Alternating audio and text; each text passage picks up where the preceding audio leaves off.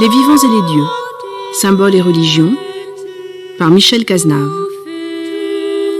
Aujourd'hui, les écrits apocryphes chrétiens.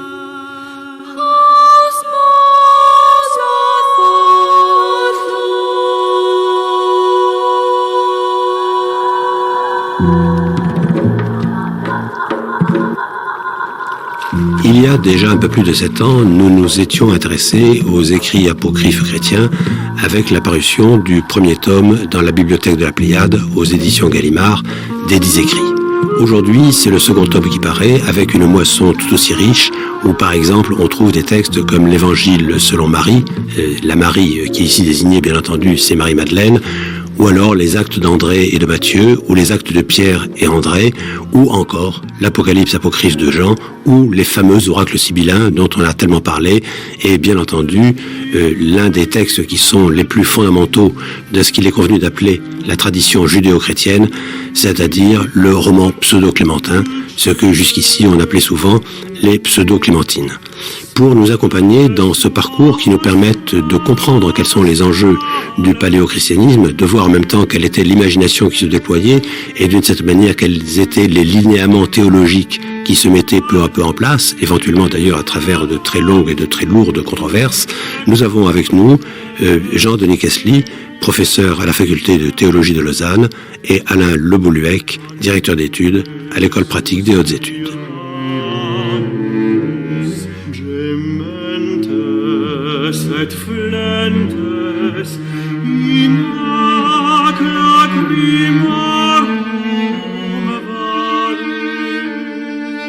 Jean-Denis Kesely, lorsqu'on voit l'ensemble des écrits apocryphes chrétiens des premiers siècles du christianisme, il y a tout de suite une question qui se pose, à savoir pourquoi sont-ils apocryphes ?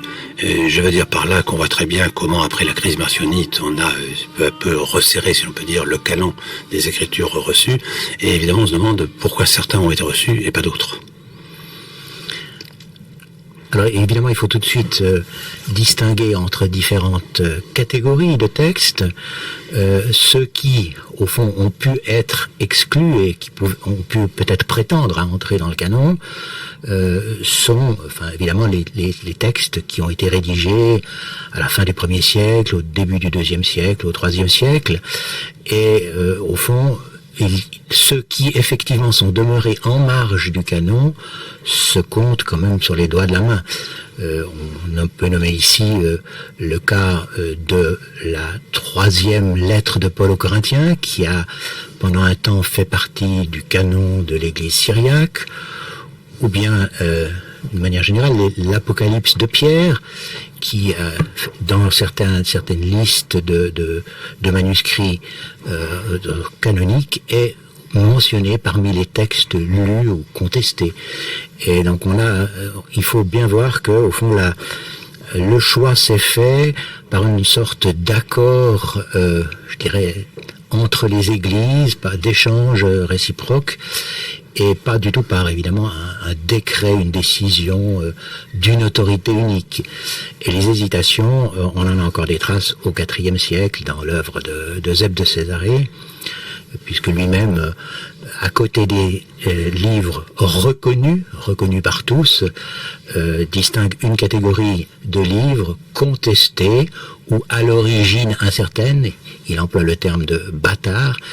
Et parmi justement ces livres contestés, il y a à la fois des textes apocryphes, Actes de Paul, Évangile selon les Hébreux, et des textes qui aujourd'hui font partie du recueil canonique, comme les petites épîtres catholiques,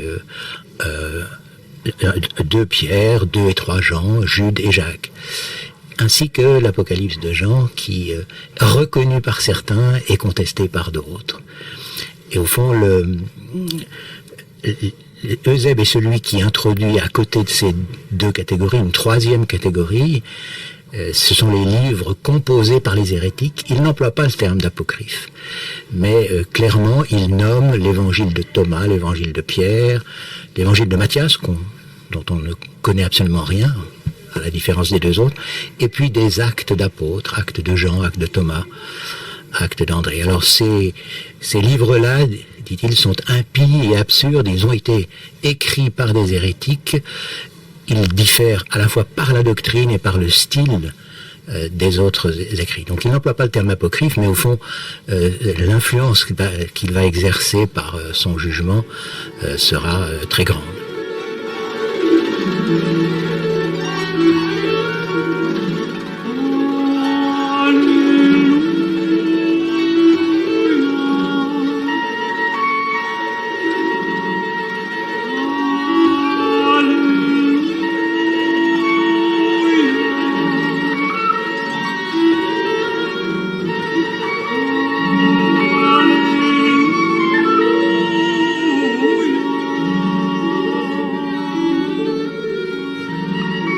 L'histoire de la canonisation des évangiles s'arrête, disons, pas avant le IVe siècle. C'est avec Athanase qu'on a un canon, une définition, vraiment une règle canonique, donnant une liste des écrits reconnus par l'Église officiellement. Mais dans l'intervalle, bien entendu, beaucoup de textes ont été composés, qui ne sont pas entrés dans le canon. Alors pourquoi ne sont-ils pas entrés dans le canon ? C'est souvent parce qu'ils étaient lus dans des milieux un peu marginaux, enfin qui n'ont pas été absorbés par les grands courants de l'Église qui s'est finalement imposé au IIIe et IVe siècle. Parfois, certains de ces textes ont été liés à ce qu'on appelle maintenant le courant gnostique. D'autres ont été davantage attachés, associés au judéo-christianisme et à une partie du christianisme qui est devenue aussi marginale à mesure que l'Église s'orientait plutôt du côté des païens, disons, des Grecs. Il y a aussi dans ces textes des courants, des représentations du christianisme qui insistent beaucoup sur le refus de la chair, le refus du mariage, une sorte de refus du monde et de la création qui parfois a pu gêner aussi. Donc il y a plusieurs raisons d'ordre historique, doctrinal, qui ont fait que au moment où l'Église s'est vraiment officialisée, a organisé ses structures et ses institutions, un certain nombre de ces textes, dont certains étaient très anciens et parfois contemporains des écrits qui sont entrés dans le Nouveau Testament, n'ont pas été retenus.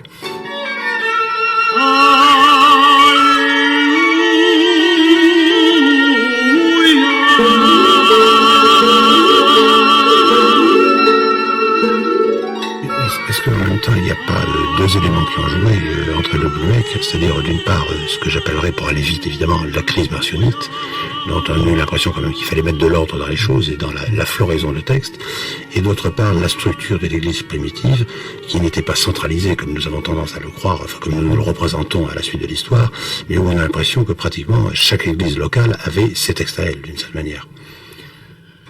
Oui, en effet, et on le voit au début de l'Apocalypse de Jean, par exemple, les lettres aux églises manifestent qu'il y avait des groupes différents, des communautés chrétiennes très diverses, des conflits. Il ne faut pas se représenter, c'est certain, le christianisme primitif comme monolithique, comme déjà organisé autour d'un credo, d'institutions, de foi, de sacrements bien définis. Il y avait une très grande diversité de courants, de tendances, et en effet, beaucoup de textes que nous avons conservés, qui figurent dans ce recueil des apocryphes chrétiens, sont des représentants de ces courants différents. On peut dire que l'Église institutionnelle a commencé vraiment de s'organiser à la fin du IIe siècle, dans le courant du IIIe siècle. Et il faut, au fond, attendre la cristallisation de l'Empire après Constantin pour être en présence alors d'une Église douée de ses institutions et qui a voulu effectivement mettre de l'ordre dans une grande diversité, imposer à la fois donc un credo relativement commun, universel, et un corpus de textes canoniques, évidemment, puisqu'il était fondamental d'avoir des écritures saintes, révérées par tous, et qui pouvaient être la base sur laquelle construire un christianisme unifié. Donc le processus de canonisation des écrits et d'éviction, donc d'élimination d'un certain nombre de textes, tout ce mouvement-là est tributaire de ce souci d'organisation, de mise en ordre, qui a produit toutes sortes de sélections, en effet.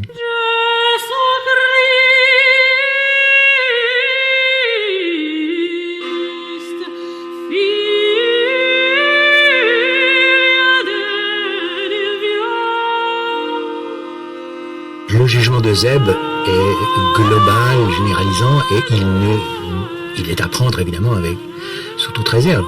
Parce que quand on va regarder les textes qu'il désigne comme écrits par les apocryphes, par les hérétiques, on s'aperçoit que il faut bien chercher pour y trouver, je dirais, des traces d'hérésie caractérisées. Prenons le cas des actes de Pierre, qu'il nomme comme l'un de ses produits hérétiques. Ce que nous en avons conservé a toutes les traces d'un écrit qui a pu naître dans des groupes de la grande Église, disons, et il n'y a absolument rien de doctrine déviante dans les actes de Pierre. Dans les actes de Jean, c'est un petit peu différent, parce que là, il semble bien que on a affaire à une forme de christianisme extrêmement spiritualiste, où on ne rencontre pratiquement aucune référence à l'Ancien Testament, à l'enracinement du christianisme dans la religion juive. Et c'est assez étonnant de voir que ces textes qui remontent au IIe siècle se définissent un message chrétien, parlent d'un Christ qui est au fond une sorte de météore qui apparaît à un moment donné de l'histoire sans aucune référence aux prophéties de l'Ancien Testament. Donc une forme de christianisme tout à fait particulier, mais que je me garderais bien d'étiqueter comme hérétique.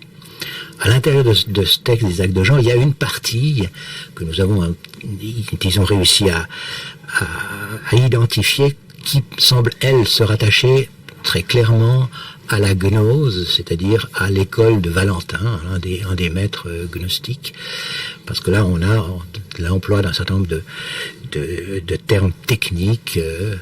On assiste, il y a en particulier un texte extraordinaire qui est la danse de Jésus avec ses disciples au moment du dernier repas ou de la dernière soirée avant son départ. Et à l'intérieur de cette danse et de cet hymne prononcé par Jésus, on a clairement là des traces d'un enseignement et de catégories qui se rattachent à l'enseignement de Valentin et de son école. Et à propos des actes de genre, Jean-Nel Kesely, vous disiez c'était extrêmement spiritualiste. Alors déjà, on est quand même frappé de voir comme l'évangile de Jean, je dirais quand même à part des trois synoptiques, et d'une certaine manière est beaucoup plus, je ne sais pas s'il faut dire spirituel, enfin totalement orienté vers une réflexion d'ordre philosophico-spirituel, si l'on peut dire. Donc on peut se demander s'il n'y a quand même pas une certaine tradition de l'église de Jean, d'une certaine manière, et d'autre part, le manque de référence à l'Ancien Testament, est-ce que ce n'est pas aussi comme un écho lointain de la fameuse crise marcionnite, c'est-à-dire sans dire que le Dieu d'Israël est le démiurge, et le mauvais Dieu, si l'on peut dire, mais de dire que le christianisme est quelque chose de radicalement nouveau. Oui, en tout cas, si ce n'est pas à mettre en rapport directement avec Marcion, c'est, je dirais, un phénomène qui apparaît à la même époque, et qui s'explique sans doute par, je dirais, les mêmes causes. Je pense simplement que dans le cas d'un texte comme les Actes de Jean, c'est l'expression peut-être de milieux chrétiens issus du paganisme, qui ont gardé un lien étroit avec leur culture païenne, et qui, au fond, expriment leur foi nouvelle à l'intérieur de ces catégories, et qui n'ont pas apparemment reçu, je dirais, d'enseignements concernant, je dirais précisément, les écritures juives.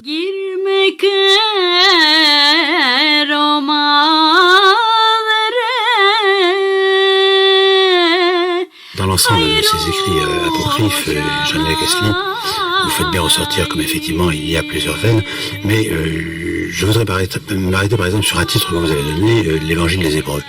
Parce que l'Évangile des Hébreux, en réalité, je dirais, c'est la tradition judéo-chrétienne. Et donc on a l'impression que ce qui appartenait en grande partie à la tradition judéo-chrétienne a été, d'une certaine manière, laissé de côté. C'est tout à fait juste. On n'a que de maigres traces de cet évangile selon les Hébreux, mentionné par Eusèbe. Effectivement, ce qu'on en conserve, on le doit à quelques citations éparses chez les pères de l'Église, qui ne le condamnent pas précisément, mais qui permettent de penser que c'est un texte qui avait, je dirais, véhiculé effectivement des traditions de provenance judéo-chrétienne, comme vous l'avez mentionné. Oui, mais alors précisément, lorsqu'on essaie de voir quelles étaient ces traditions, parce que quand même, je dirais d'une certaine manière, l'Église judéo-chrétienne, c'était la première Église, aussi d'une certaine façon. Je pense par exemple à la manière dont Origène reprend un certain nombre de passages de l'Évangile des Hébreux, repris par saint Jérôme d'Alers, on le sait très bien. On voit très bien qu'il y a quand même des divergences, finalement, qui vont devenir des divergences doctrinales assez énormes. Je pense par exemple au genre du Saint-Esprit, etc. Bon, et donc on se demande exactement pourquoi. Enfin, d'une part, on sait historiquement évidemment comment la divergence s'est faite entre ce qui va devenir l'Église de Rome et l'Église judéo-chrétienne, mais pourquoi il y a eu un tel oubli quasiment volontaire du judéo-christianisme? Oui, alors ça c'est une des grandes questions que pose l'histoire des premiers siècles chrétiens.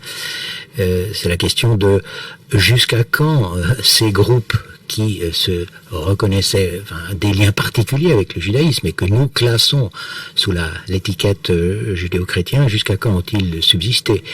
Et je pense que on a des traces de leur survie jusqu'au IVe siècle, c'est clair, en particulier à travers l'œuvre d'Épiphane de Salamine, qui mentionne plusieurs de ces groupes, dont certains, dit-il, qui existent aujourd'hui encore en Palestine et en Syrie.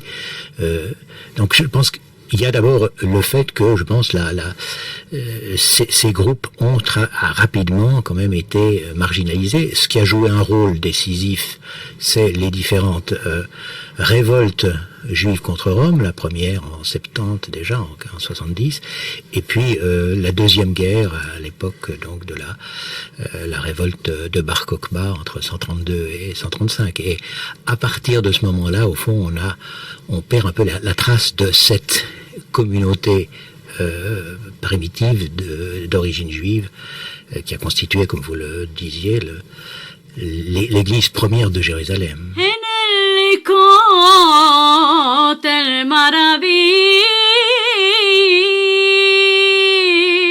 Précisément, dans ce volume des apocryphes chrétiens, l'un des documents les plus intéressants et les plus importants attestant l'existence qui a duré longtemps de courants, enfin de communautés judéo-chrétiennes, c'est précisément le roman pseudo-clémentin, qui comporte deux ensembles, ce qu'on appelle les homélies, c'est-à-dire en réalité des entretiens, qui est une traduction française du mot grec homilia, des entretiens de Pierre avec ses disciples, avec Clément, et des confrontations de Pierre avec Simon le Mage, et puis les reconnaissances. Et ces deux documents sont des témoins capitaux de cette existence en Syrie, encore au IVe siècle, puisqu'on date la rédaction des homélies du début du IVe siècle, des reconnaissances peut-être un petit peu après, à partir de documents plus anciens. On a donc la preuve que au IVe siècle, des communautés judéo-chrétiennes très fortes et très actives étaient présentes donc sur la côte phénicienne, en Phénicie, entre Césarée de Palestine, disons, et Antioche. Il y a là tout un ensemble de communautés qui ont produit ces textes fascinants, qui attestent aussi une très grande culture. C'était pas des communautés fermées sur elles-mêmes. Elles avaient des relations avec l'environnement, une connaissance très précise de la littérature grecque aussi, qu'elles utilisaient tout en polémiquant contre certains, en particulier contre la mythologie grecque. Alors dans cette différence entre judéo-christianisme et ce qui va devenir le christianisme, on a l'impression, André Le Goullec, qu'il y a beaucoup plus qu'une lutte pour la préséance. On sait très bien comment Paul et Jacques, le frère du Seigneur, se sont affrontés l'un à l'autre, mais on a l'impression qu'il y a des différences doctrinales extrêmement fortes finalement, qui d'ailleurs vont se préciser au fur et à mesure, et que d'une certaine manière, l'approche de l'enseignement du Christ et la philosophie générale ou la conception du monde qu'on en tire finissent par devenir quand même très différentes l'une de l'autre. Oui, puisque si on prend l'exemple du roman pseudo-clémentin, on l'appelle roman parce qu'il y a une structure, une structure narrative qui est celle du roman, avec des reconnaissances entre membres d'une même famille.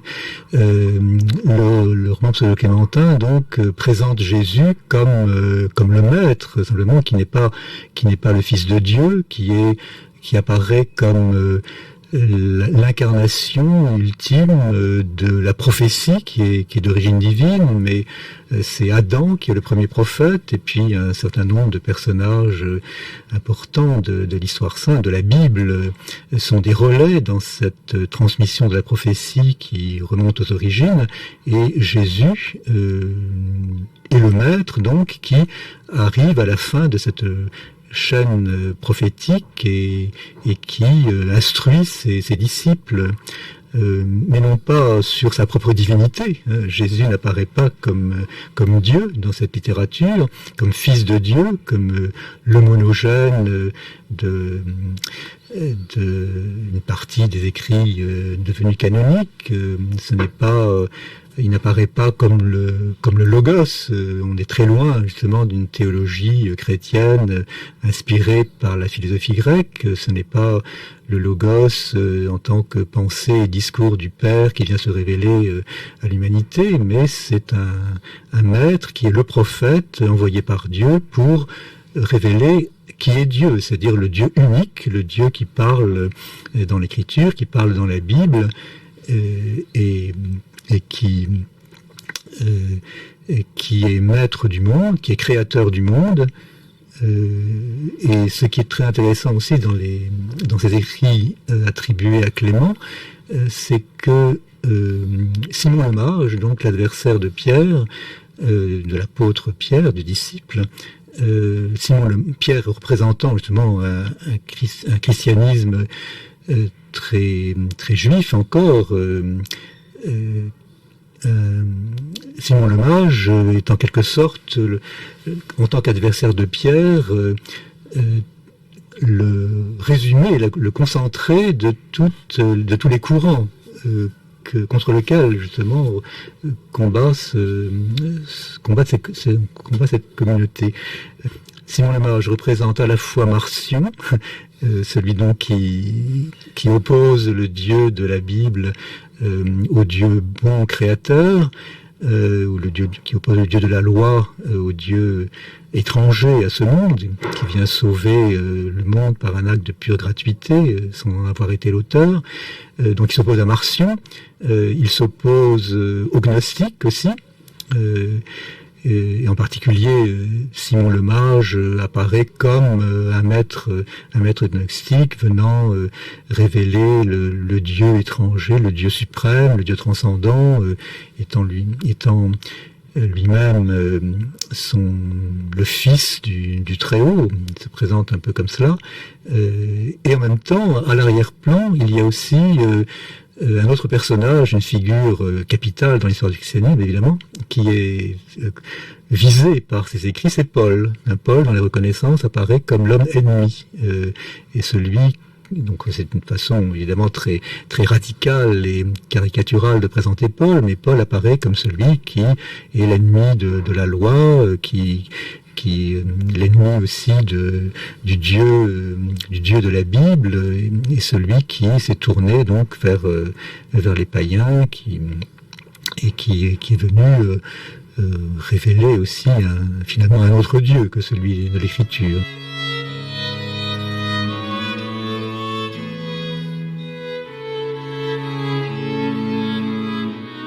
Quand le signe du jugement sera là, la terre se couvrira de sueur. Le futur roi viendra du ciel pour l'éternité, présent pour juger toute chair et le monde entier. Les mortels, fidèles et infidèles, verront Dieu, le Très-Haut, avec ses saints à la fin des temps. À son tribunal, il jugera les âmes des hommes revêtus de chair, lorsque le monde entier sera devenu terre inculte et épine. Les mortels rejetteront leurs idoles et toutes leurs richesses. Dans sa course, le feu consumera la terre, le ciel et la mer, et il brisera les portes de la prison d'Hadès. Alors, toute la chair des morts, de ceux qui sont saints, surgira à la lumière de la liberté. Quant aux impies, le feu les tourmentera éternellement. Tout ce qu'il a fait en secret, chacun le dira alors ouvertement. Car les cœurs sombres, Dieu les ouvrira par des rayons de lumière.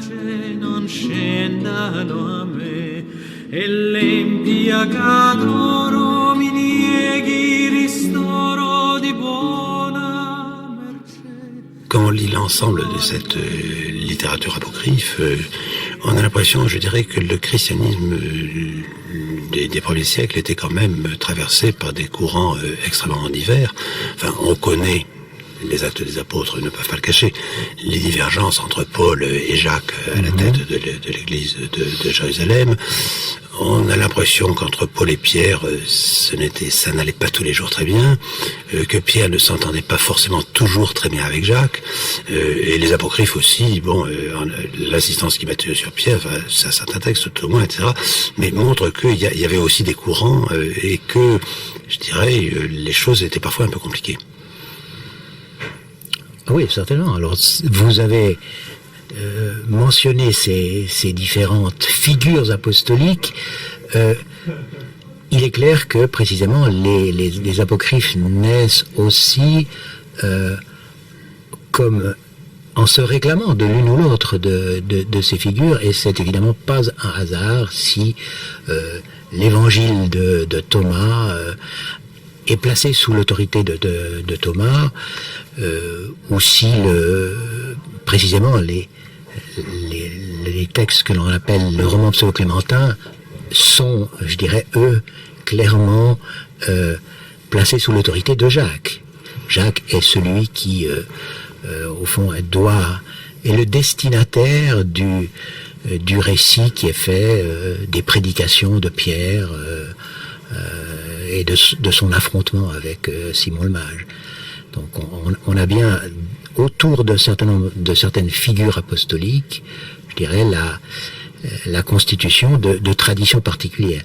La même chose vaut pour l'évangile de Marie-Madeleine, donc, là aussi, je dirais, l'expression d'un courant particulier qui se réclame de cette figure de disciples femmes.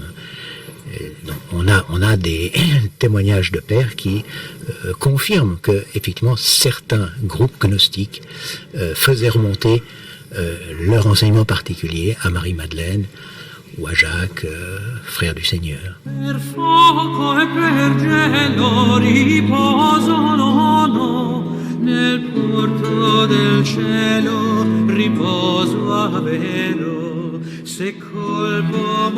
On a l'impression qu'en même temps, il y a quelque chose de très curieux dans l'ensemble de la littérature judéo-chrétienne, qu'on retrouve dans les Odes de Salomon, dans les bribes que nous avons de l'évangile des Hébreux, etc.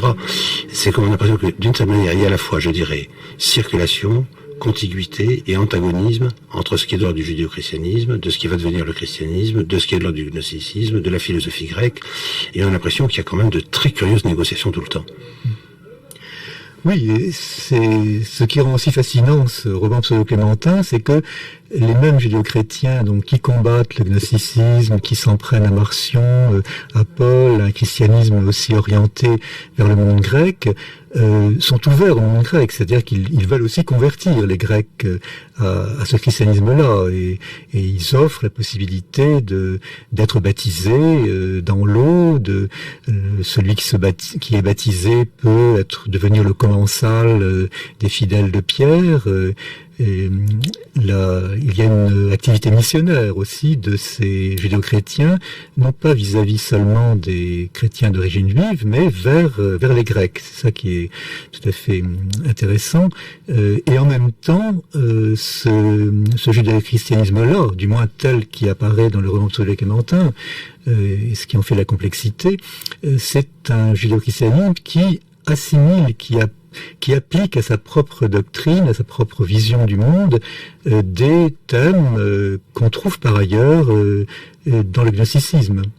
Et par exemple, les thèmes des syzygies, des couples antagonistes, de la bonne prophétie, de la mauvaise prophétie, du Dieu bon, du mauvais, beaucoup d'éléments du gnosticisme sont aussi donc traduits, digérés et adaptés d'une façon tout à fait étonnante à cette doctrine qui construit en même temps un ensemble très très cohérent. Enfin,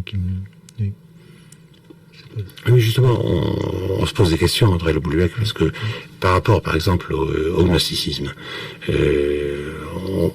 par exemple, le traitement de la manière dont est envisagée une personne comme l'Esprit Saint. On a l'impression que d'une certaine façon, on n'est pas très loin de la manière dont l'envisagent beaucoup d'autres mouvements judéo-chrétiens, que ce soit les Ébionites, les Alcaçaïtes, etc. C'est-à-dire où l'Esprit Saint est quand même plus ou moins de nature féminine, d'une certaine façon, où on est très proche de certaines prédications gnostiques. Donc on a l'impression qu'en une fois, on est, je dirais comme, je vais reprendre évidemment en souriant l'expression de Sacha Guitry, à certains égards, on est contre le gnosticisme, mais tout contre. Oui. Oui, en effet, vous avez tout à fait raison. C'est sidérant même de voir à quel point certaines représentations gnostiques sont présentes dans les propos de Pierre quand il se combat Simon, quand il révèle aussi ce qu'il présente comme la vérité à ses disciples. Ce qui est commun aussi à ce courant judéo-chrétien et au gnosticisme, c'est une conception ésotérique du christianisme, c'est-à-dire qu'il y a des vérités qu'on ne peut révéler qu'au terme d'une initiation. Il faut d'abord évidemment être baptisé, mais pas seulement.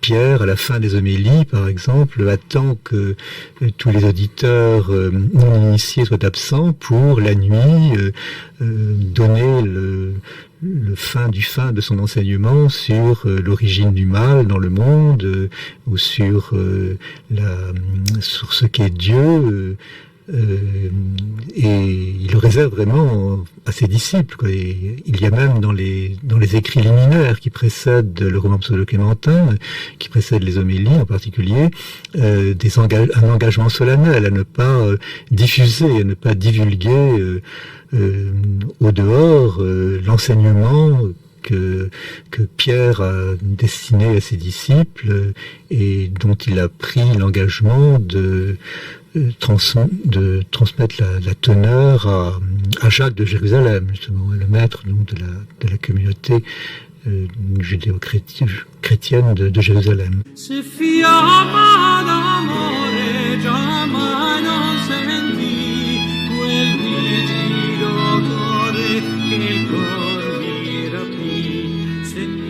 De ce point de vue-là, alors, se pose la question de la gnose.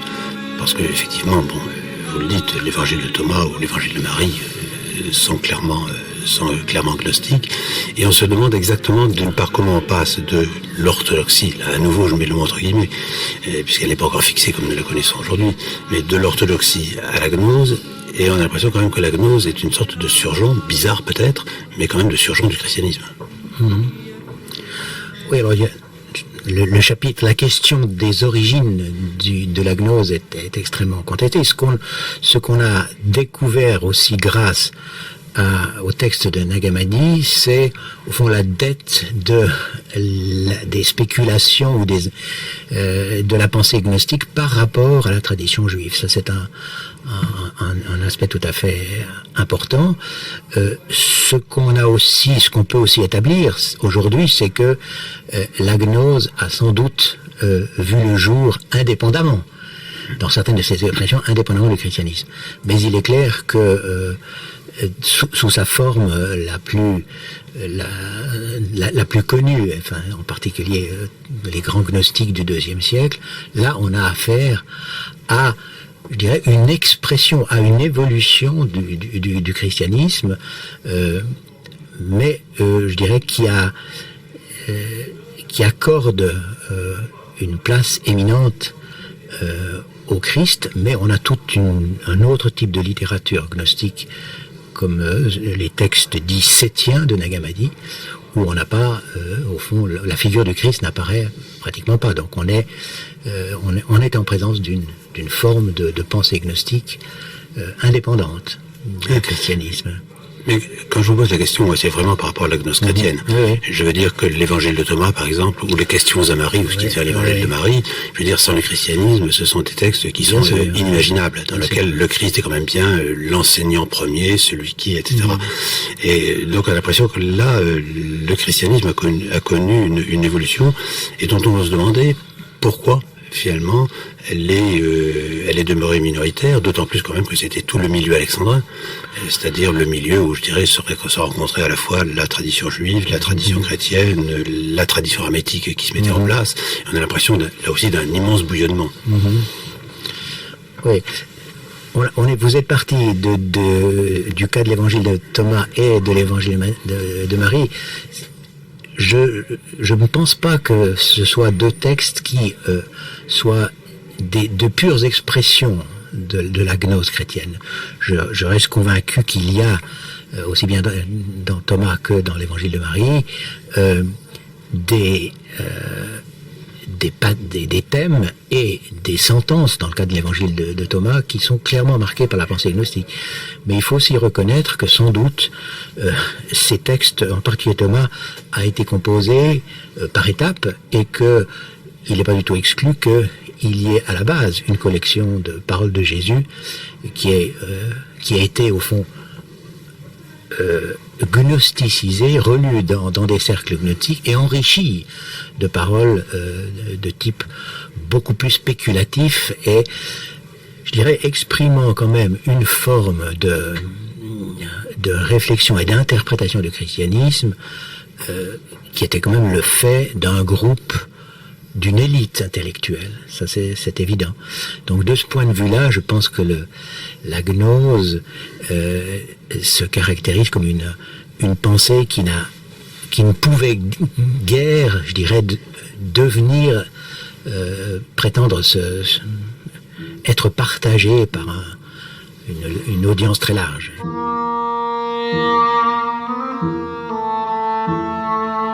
Le Dieu véritable est donc unique, et il siège à la première place, en sa forme suréminente.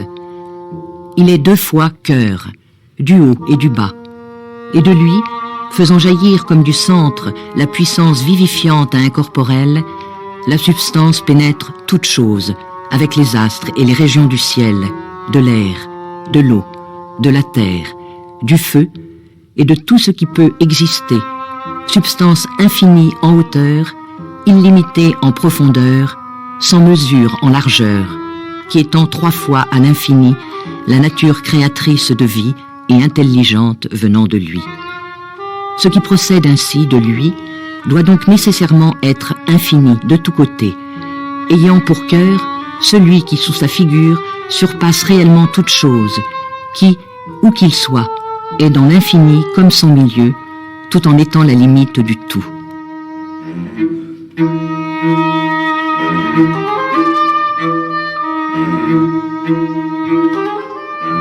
Entre les qu'il y a aussi une notion qui nous semble, nous, étrange lorsqu'on lit ce texte, c'est la conception même de Dieu. Parce que nous sommes habitués maintenant à une sorte de Dieu supracéleste, si on peut dire, à la limite de l'abstraction, dont le nom est imprononçable, tandis que là on a l'impression qu'à la limite Dieu est presque affecté d'un certain mode de corporéité. Oui, en effet, d'abord, il y a deux aspects de la doctrine des écrits pseudo-clémentins qui évoquent cette corporéité de Dieu. D'une part, l'interprétation qui est donnée de la création de l'homme à l'image de Dieu, d'après Genèse 26, et dans les textes de ces écrits qui parlent de ce passage, ou qui y font allusion, il est bien clair que ce qui est à l'image de Dieu, pour ces auteurs, ce n'est pas simplement l'esprit, le nous ou l'âme, la partie intellective de l'être humain, mais l'homme tout entier, le corps, et l'identité même de l'homme.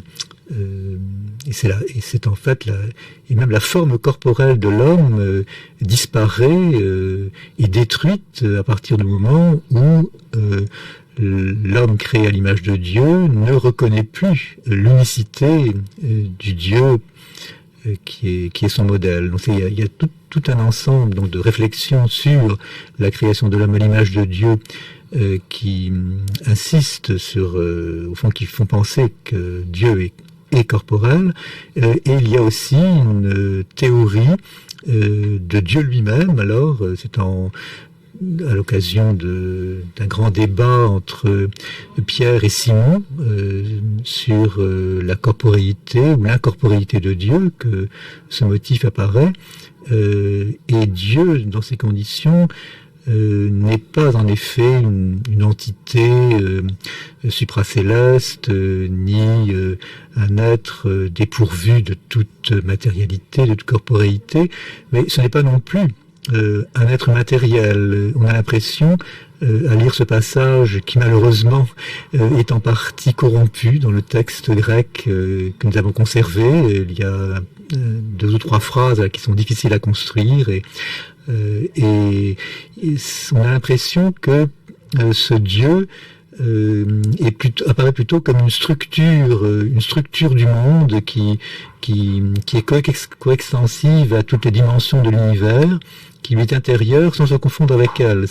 C'est une structure géométrique en quelque sorte qui ferait tenir le monde dans sa totalité.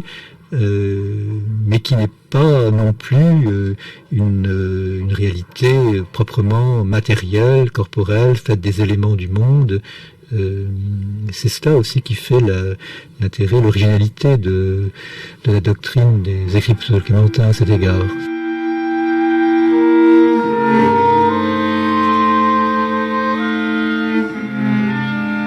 Et si on en revient aux textes apocryphes en général de Jan Elkesli, la question qu'on se pose, enfin d'une façon extérieure, simplement, mais la question qu'on se pose, c'est de se demander si les proclamations dogmatiques, conciliaires, avec la précision qu'elles imposent, je pense évidemment au grand concile des 4e et 5e siècles, de Nicée jusqu'à Chalcédoine, est-ce que d'une certaine manière, je dirais, elles n'ont pas interrompu cette espèce de bouillonnement, ou elles ne l'ont pas empêché dans la mesure où justement il y avait là des dogmes qui étaient très clairement définis et où il y avait une marge d'imagination, une marge d'interprétation qui était fermée. Oui et non, parce que là on a tracé des limites, mais en même temps, je dirais la production de textes placés sous l'autorité d'une grande figure des origines, la production de textes que nous classons comme apocryphes n'a pas cessé. Donc je dirais la définition du dogme a joué un rôle évidemment au niveau aussi au niveau politique, n'est-ce pas? Il y avait toute la question de la lutte contre l'arianisme, etc. Mais je dirais que le phénomène de la production de textes apocryphes, elle, n'a pas été influencée par ces décisions conciliaires, me semble-t-il.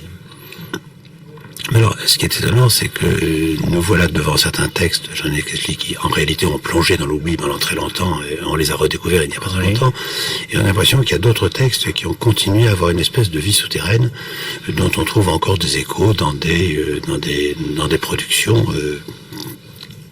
à demi profanes, je dirais, du Moyen-Âge, comme si, même s'ils n'étaient pas reconnus, en réalité, dans la conscience générale, ils continuent à exister tout de même.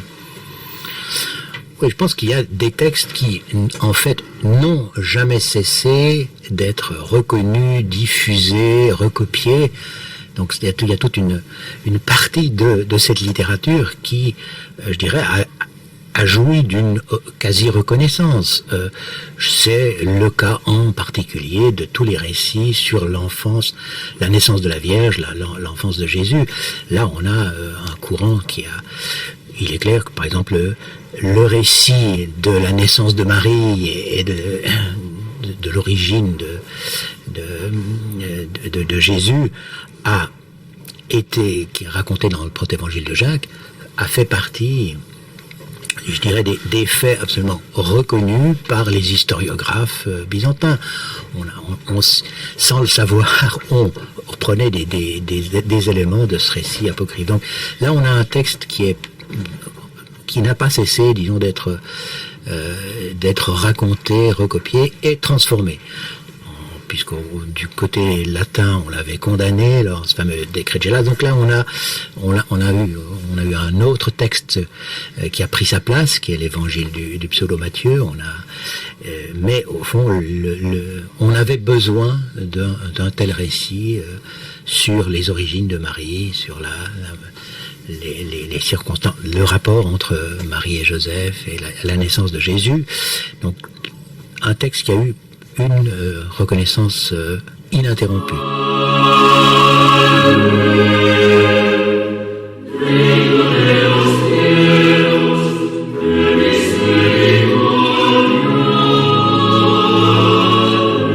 Dans d'autres cas, ce qui s'est passé, c'est qu'au fond, des textes ont été transformés ou remis, adaptés à des nouveaux besoins. Alors, c'est le cas, on parlait des actes de Jean, avec cette pensée très particulière qui reflète ce courant spiritualiste du IIe siècle. On avait besoin quand même d'un texte qui puisse être lu à la fête de Jean l'apôtre, de Jean le théologien. Alors on a extrait de ce long texte une partie, la partie finale, qui est le récit des derniers moments de Jean et de sa mort paisible, etc. Il n'est pas martyr. Et alors, le récit de la mort de Jean devient lecture pour la fête de l'apôtre, et c'est le cas de plusieurs de ces textes anciens qui, au fond, on en extrait ce dont on a besoin, et puis, si nécessaire, on les épure de leur enseignement considéré comme suspect.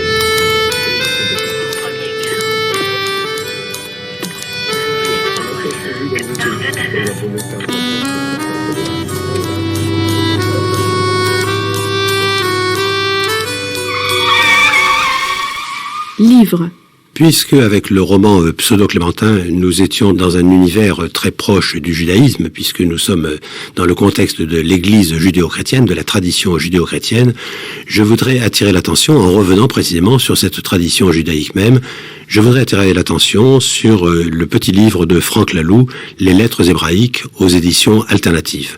Franck Laloux essaie en effet de réfléchir sur les 22 lettres de l'alphabet hébraïque et sur ce qu'il est convenu d'appeler la science des lettres, dont on sait d'ailleurs qu'on retrouve l'équivalent à peu près dans l'islam, et tout le monde est à peu près d'accord aujourd'hui chez les spécialistes pour penser que l'islam a hérité de sa science des lettres précisément de l'univers judaïque. Or, pourquoi cette science des lettres, si ce n'est que chaque lettre est chargée d'une valeur numérique, est chargée en même temps d'une valeur métaphysique, pour ne pas dire d'une valeur ontologique, et que d'une certaine manière, ces lettres sont significatives de l'ensemble du monde créé par Dieu. En fin de compte, elles créent même le monde, et d'une certaine manière, elles renvoient à l'origine de l'univers. Or, c'est cela qu'essaie de nous faire comprendre Franck Laloux. Il nous fait en même temps l'histoire de cette science des lettres, et d'une certaine manière, c'est dans un univers psychique, un univers spirituel, un univers religieux, où il nous fait pénétrer, qui est extrêmement étranger à notre tradition, mais qui en même temps a de très longues lettres de noblesse et qui s'est révélé d'une fécondité intellectuelle absolument extraordinaire. Le bête entra et dit : Maître du monde, veuille créer par moi le monde, car avec moi tu es béni, Baruch, en haut et en bas. Le Saint béni soit-il répondit : Oh, c'est certain, par toi je créerai le monde, et tu seras le commencement de cette création. Et puisque nous parlons de l'univers, en fin de compte, comme temple de Dieu, car c'est bien à cela qu'on renvoie cette science des lettres, et en même temps à quoi renvoie tout un certain nombre de conceptions judaïques, je voudrais évoquer un très court instant le livre de Baudouin de Charneux, Du Temple à l'homme, aux éditions d'Hervy. À quoi s'intéresse Baudouin de Charneux? C'est en réalité à la symbolique maçonnique, mais on sait très bien que cette symbolique maçonnique s'appuie d'un point de vue mythologique, si l'on peut se servir de ce mot, sur la légende de Hiram, sur la construction du temple de Salomon. C'est donc d'une certaine manière une amplification du texte originel de la Bible même, et où l'homme est considéré lui-même comme temple de Dieu, et où donc s'intéresser à l'homme, s'intéresser au temple que nous sommes, c'est en même temps, et c'est ce que nous explique extrêmement bien Baudouin de Charneux, dans des termes extrêmement clairs et je pense accessibles à tout le monde, c'est en même temps procéder à la construction de soi-même. Les leçons de l'histoire et leur caractère inépuisable ne sont-elles pas le meilleur rempart contre le fanatisme, la superstition et l'intolérance, ces masques grimaçants qui défigurent l'humanité? Que reste-t-il alors, sinon une question qui traverse les époques, pour interroger l'homme? Je voudrais maintenant changer assez radicalement d'horizon pour m'intéresser au livre tiré d'un colloque qui s'était tenu au monastère tibétain de Karmaling, dans le sud de la France, dans les Alpes françaises, avec la participation de gens comme Michel Hulin ou le lama Denis Tundrup, édité par les éditions Prajna, et qui s'intitule Shakyamuni et Schopenhauer. De quoi s'agit-il au juste? C'est précisément de faire une comparaison entre d'une part les enseignements du Bouddha et d'autre part l'arrivée du bouddhisme au XIXe siècle en Europe, et on sait que le grand vecteur en a été Schopenhauer. Schopenhauer, dont on peut se demander d'ailleurs si, mais d'une certaine manière on ne peut pas le charger car il était redevable de la science de son époque ou de l'état des connaissances de son époque, Schopenhauer dont on peut se demander s'il avait véritablement compris ce qu'était le bouddhisme, et en particulier on sait très bien quelle est son interprétation du nirvana comme d'une certaine manière anéantissement de la personne, ce qui va être très largement repris, on le sait par Freud par exemple, dans Au-delà du principe du plaisir. Or, ce qui est fait à travers ce colloque, c'est précisément une comparaison entre Shakyamuni et Schopenhauer, même si parfois on peut regretter que la tendance soit un peu trop concordiste. Sur quoi se fonde la compassion? Pas d'hésitation pour les bouddhistes. C'est la communauté de souffrance. Elle est indéniable chez Schopenhauer également, mais une analyse plus précise des textes montre par ailleurs une communauté d'êtres, voire une communion. En face d'un autre individu, l'individu compatissant se dit dans son fort intérieur « c'est moi encore une fois », au lieu de se dire « ce n'est pas moi ».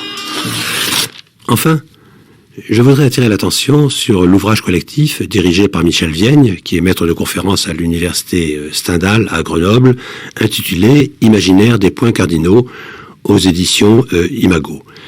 Dans la mesure où à la fois c'est l'horizon spirituel, l'horizon esthétique, l'horizon littéraire, même moderne, qui est embrassé à partir de Hildegard de Bingen à l'orée du Moyen-Âge jusqu'à Jules Verne ou même jusqu'à Céline.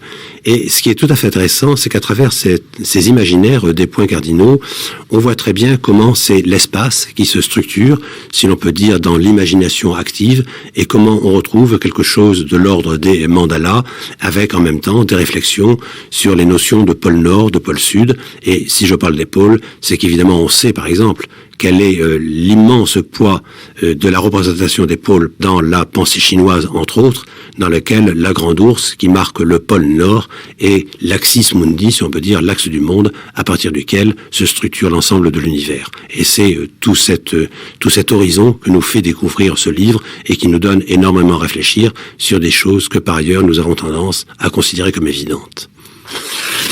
Selon la mythologie complexe des Navarros, les 4 montagnes se parlent et se nomment mutuellement. Dans la même veine, les points cardinaux ont une forme humaine représentée par un personnage en arc de cercle qui décrit la ligne d'horizon. Autant qu'on puisse le savoir, l'est y est aube blanche ou ciel qui tourne, le sud est ciel bleu horizontal ou terre qui tourne, l'ouest est crépuscule jaune ou montagne qui tourne, et le nord est obscurité noire ou eau qui tourne.